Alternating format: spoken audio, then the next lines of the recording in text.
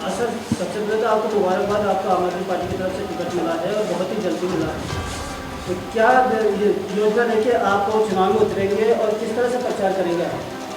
देखिए, सबसे पहले तो मैं धन्यवाद करना चाहूँगा केजरीवाल जी का कि उन्होंने मुझे किसी लायक समझा और आदर्श नगर विधानसभा क्षेत्र से मुझे चुनाव लड़ने का मौका दिया। और मुझे पूरी उम्मीद है कि आदर्श नगर विधानसभा क्षेत्र की जनता इस बात को भली-भांति जानती है कि अगर हमें भ्रष्टाचार से बचना है, मूलभूत सुविधाएं चाहिए और कोई मेहनती वर्कर चाहिए तो आम आदमी पार्टी को मौका है। और मैंने आम आदमी पार्टी को इसलिए ज्वाइन की है कि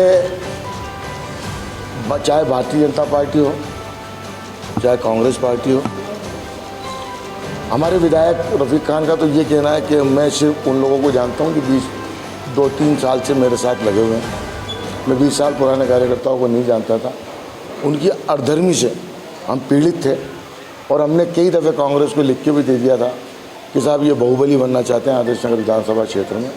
इन्हें कार्यकर्ताओं की ज़रूरत नहीं, इनको गुलामों की ज़रूरत है। गुलामी हमें हिंदुस्तानियों को पसंद नहीं है। अगर गुलामी पसंद होती तो हम अंग्रेज़ों को क्यों भगाते हैं यहाँ से? अंग्रेज़ों को भगाने का मकसद यही था कि उनसे हमने आंदोलन किए, प्रोटेस्ट किए और अंग्रेज़ों को यहाँ से भगाया।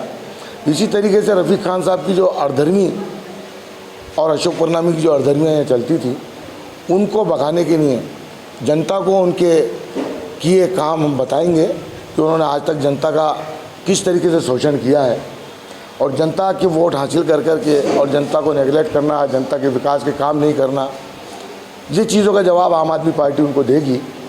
और आम आदमी पार्टी ने, आप दिल्ली में देख लो किस तरीके से विकास कर रही है, आप पंजाब में देख लो पूरी सरकार है, वहाँ किस तरीके से विकास हो रहा है।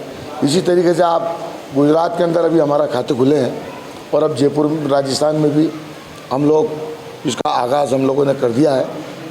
और जो विकास दिल्ली और पंजाब में कराए जा रहे हैं, जो मूलभूत सुविधाएं जो जनता को चाहिए, सबसे पहली बात तो ये कि एजुकेशन के ऊपर सबसे ज़्यादा ध्यान देते हैं हम लोग। और एजुकेशन आप भी देखिए कि किसी वक्त दिल्ली और पंजाब में ये होता था कि लोग अपने बच्चों को प्राइवेट स्कूलों में पढ़ाना पसंद करते थे। आज वहाँ सरकारी स्कूलों के अंदर ऐसी एजुकेशन है कि लोग प्राइवेट स्कूलों को भूल गए और प्राइवेट संस्थाएं इन बातों को देख रही हैं कि हमारे स्कूल क्यों बंद हो रहे हैं।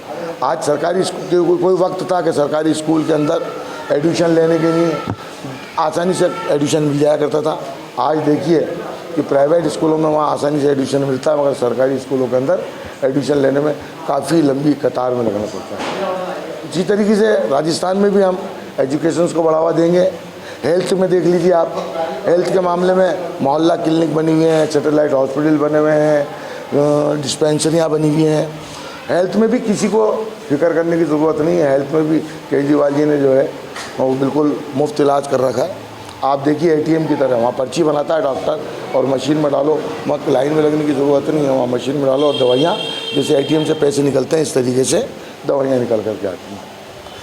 कई मूलभूत सुविधा आप देखिए, बिजली के बिल है बिल्कुल फ्री है, नल बिल्कुल फ्री है।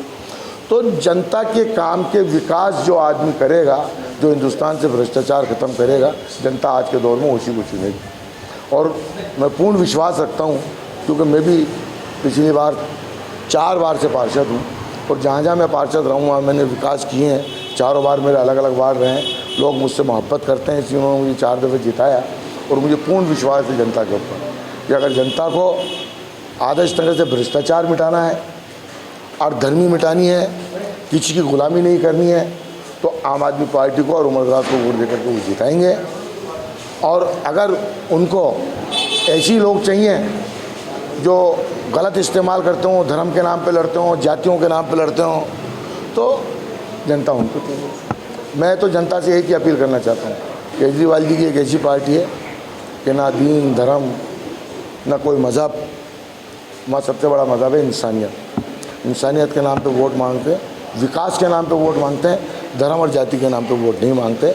इसलिए जनता से मैं अपील करना चाहूँगा कि आप धर्म जात पात नाम के ऊपर वोट न दें, आप इंसानियत को वोट दें, विकास को वोट दें और केजरीवाल जी को मजबूत करें। विधायक रफ़ीक खान का आरोप लगता रहा है कि वो मानवीय क्षेत्र में विकास नहीं करके जामदौरी क्षेत्र में उन्होंने ज़्यादा विकास किया है, तो इसका खामियाजा उनको भुगतना पड़ेगा। देखिए, इल्ज़ाम नहीं लगता, हकीकत है। आप जाइए, प्रेस वाले हैं, आप पूरा जयपुर घूमते हैं, पूरा राजस्थान देखते हैं, आप जाइए ना, देखिए हाथ कंगन को आरसी का, पढ़े लिखे को फारसी का, कि नीचे उनका विकास करने का एक ही मकसद था, क्योंकि वो प्रॉपर्टी डीलर हैं और उनके बहुत बड़े काम है ज़मीनें, भूमाफिया के तौर पे कहलाते हैं। उन्होंने अपनी ज़मीनों को बेचने के लिए और अपनी ज़मीनों को भाव बढ़ाने के लिए उस जगह सड़क, नाली, बिजली, पानी की लाइनें डाला करके और अपनी ज़मीन को उन्होंने उपजाऊ किया है एक तरह से, कि जहाँ ज़मीन का भाव 2000-3000 रुपये गज था, 1500 रुपये गज था, वहाँ 15-15, 20-20 हज़ार रुपये, 25-25 हज़ार रुपये का भाव हो गया। तो बिजनेसमैन आदमी, उन्होंने अपने बिजनेस को डेवलपमेंट किया है, कोई जनता का विकास नहीं किया उन्होंने। इसलिए अगर उनको जनता का विकास करना था तो आप आ जाओ ना, आदर्श नगर आ जाओ, MD रोड आ जाओ, आज़ाद नगर आ जाओ, ईदगाह आ जाओ, आमागढ़ कच्ची बस्ती आ जाओ, और ख़ास तौर से जहाँ उनका वोटिंग क्षेत्र है, चौकड़ी तोपखाना उधरी, आप देखिए ना, जहाँ तख्ती उनके नाम की लगी है, तख्ती विधायक के रूप में जाने जाते हैं वहाँ से, जहाँ उनकी तख्ती लगी है उसी के नीचे खड्डे पड़े, जहाँ उनकी तख्ती लगी है उसी के नीचे कचरे पड़े। मुझे बताइए, आप कौन सा विकास कर दिया उन लोगों ने इन इलाकों में, जिन इलाकों को मैंने आपको नाम बताएं। मूलभूत सुविधा तो इन लोगों को चाहिए जहाँ लोग रहते हैं बस्ती में, जहाँ आप उस जगह करोगे विकास जहाँ आपकी ज़मीन है। तो जनता को बेवकूफ़ बनाने का काम किया उन्होंने सिर्फ और सिर्फ अपने बिजनेस को बढ़ावा दिया है, जनता का कोई काम नहीं।